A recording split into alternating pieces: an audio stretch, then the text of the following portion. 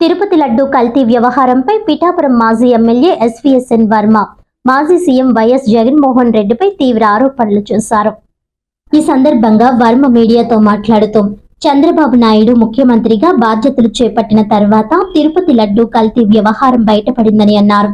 చంద్రబాబు అధికారంలోకి రాకపోయి ఉంటే ప్రజలు తెలియకుండానే కల్తీ నెయ్యితో తయారైన లడ్డూలను తినేవారని వ్యాఖ్యానించారు. వైఎస్ జగన్మోహన్ రెడ్డి మళ్లీ అధికారంలోకి వచ్చి ఉంటే అదే కల్తీ లడ్డూలు భక్తులకు పంపిణీ అయ్యేవని ఆరోపించారు. దాంతో భక్తుల కిడ్నీలు, లివర్లు దెబ్బతిని తీవ్రమైన ఆరోగ్య సమస్యలు వచ్చేవని ఆయన అన్నారు. బోలే బాబా ఆర్గానిక్ నెయ్యి పేరిట నెయ్యిలో నిర్ణీత మోతాదుకు మించి కెమికల్స్ కలిపారని ఆరోపించారు. 10 ml కెమికల్ కలపాల్సిన చోట 20 ml వరకు కలిపారని, దీనివల్ల లడ్డూలు తీసుకున్న ప్రతి భక్తుడి ఆరోగ్యానికి ముప్పు ఏర్పడేదని తెలిపారు.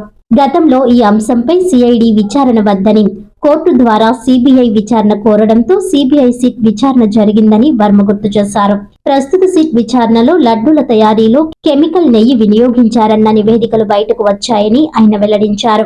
ఈ మీడియా సమావేశంలో టీడీపీ నాయకులు, కార్యకర్తలు భారీ సంఖ్యలో పాల్గొన్నారు. మరి చంద్రబాబు నాయుడు గారు పట్టుకున్నారు కాబట్టి సరిపోయింది. మళ్ళీ జగన్మోహన్ రెడ్డి వస్తే మనం అదే నెయ్యి తాగుదాం. కిడ్నీలు, లివర్లు అన్నీ పోను జగన్ గారి నెయ్యితోటి. బోలేబాబా ఆర్గానిక్ నెయ్యి కానీ పొరపాటున మొన్న జగన్ వచ్చి ఉంటే బోలేబాబా ఆర్గానిక్ నెయ్యితోటే లడ్డు నడుతుండు. మొన్న లడ్డూకి ఒక 10 ml కెమికల్ కలిపాడు అనుకో, మరి ఆశ పెరిగింది కదా టార్గెట్. ఇప్పుడు 20 ml పెరుగును, లివర్లో కిడ్నీలు అన్నీ పోను, తెలియకుండా పోను, భక్తితో పోను. మనకి భక్తితో లడ్డు తింటాం. నేనైతే ఫ్రిడ్జ్లో దాచుకుని తింటాను లడ్డు 2 రోజులు 3 రోజులు. కొన్నాళ్ళకి ఏమవుతాయి, లిక్కర్తో కిడ్నీలు పోయినాయి. లిక్కర్తో కిడ్నీలు ఒక 5 ఏళ్ళలో పోతాయని మనకు తెలుసు, 5-6 ఏళ్ళలో. కానీ జగన్మోహన్ రెడ్డి లిక్కర్తో ఏంటంటే 6-7 నెలల్లోనే కిడ్నీలు పోయి, లివర్లో పోయి. ఈ కల్తీ నెయ్యి వలన మనకు తెలియకుండా గుడికి వెళ్ళి వచ్చినాడల్లా హాస్పిటల్లో పోను. వెంకటేశ్వర స్వామి గుడికి వెళ్ళి వచ్చినాడల్లా లడ్డూలు పిచ్చి నాకులా ఏమన్నా తినిపించి ఉంటాయి. ఓ 10 రోజులకి 15 రోజులకి హాస్పిటల్కి పోను.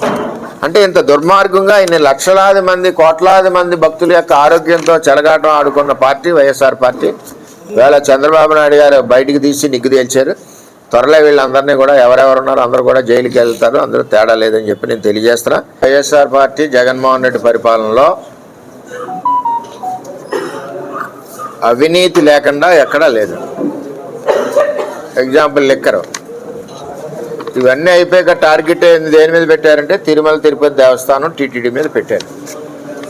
సుబ్బారెడ్డి గారి నాయకత్వంలో, టీటీడీ చైర్మన్ నాయకత్వంలో ఒక కఠినమైన నిబంధనలు చంద్రబాబు నాయుడు గారి పరిపాలనలో పెట్టారు. తిరుపతిలో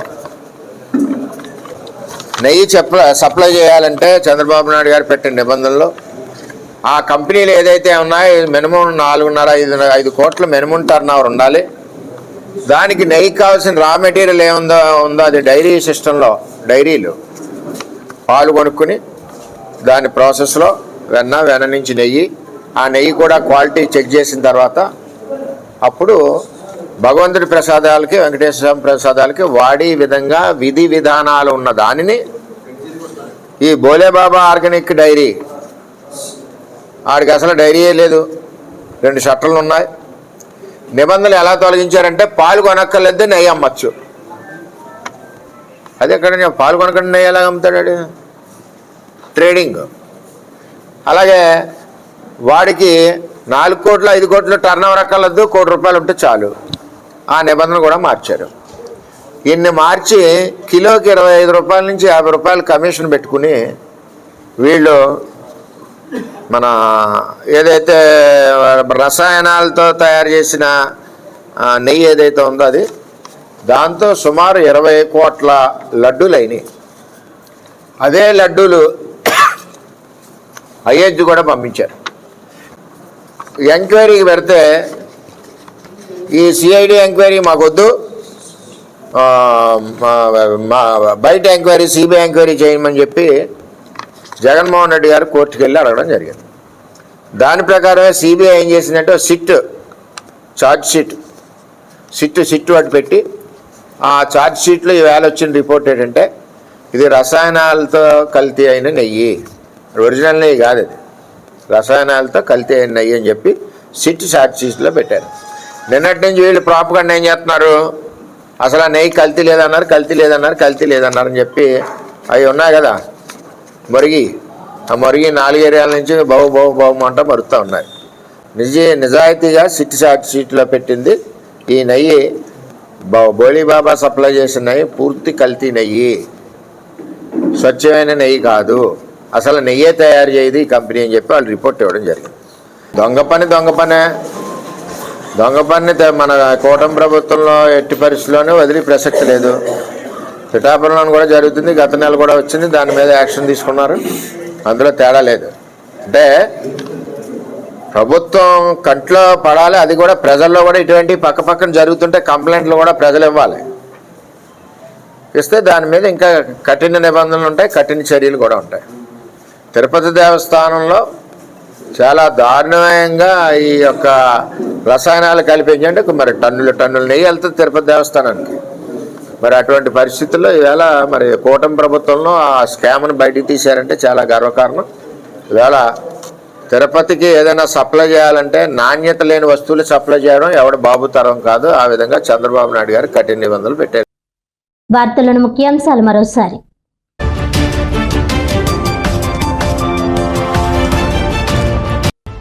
జిల్లా వ్యాప్తంగా భక్తి శ్రద్ధలతో భీష్మ ఏకాదశి. తెల్లవారుజాము నుంచే ఆలయాలకు చేరుకుని ప్రత్యేక పూజలు నిర్వహించిన భక్తులు.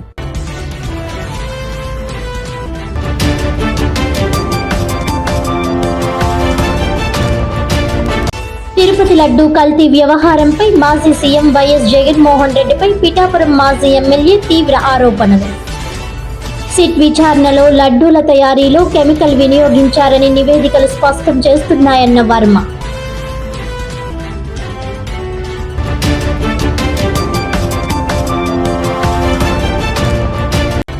సంక్రాంతి పండుగ సందర్భంగా యువతతో మమేకంలో భాగంగానే మంత్రి సుభాష్ డాన్స్.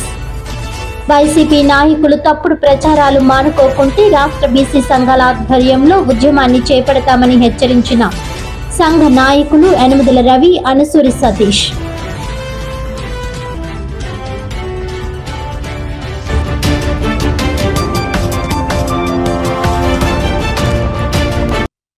ఈనాటి వార్తలు ఇంతటితో సమాప్తం. తిరిగి వచ్చే బులెటిన్లో మళ్ళీ కలుద్దాం. అంతవరకు సెలవు, నమస్కారం.